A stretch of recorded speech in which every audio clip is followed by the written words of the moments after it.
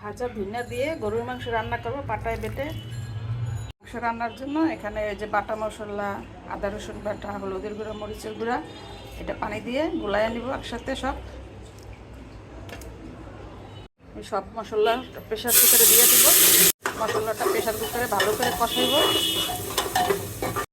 ভালো করে মাংসটা কষাইছি, এখন এই যে পানি দিয়ে দেব আমি।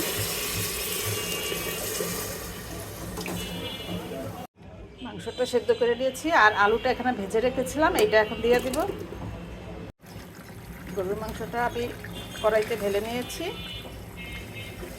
এখন একটু জিরার গুঁড়া দিব শুধু।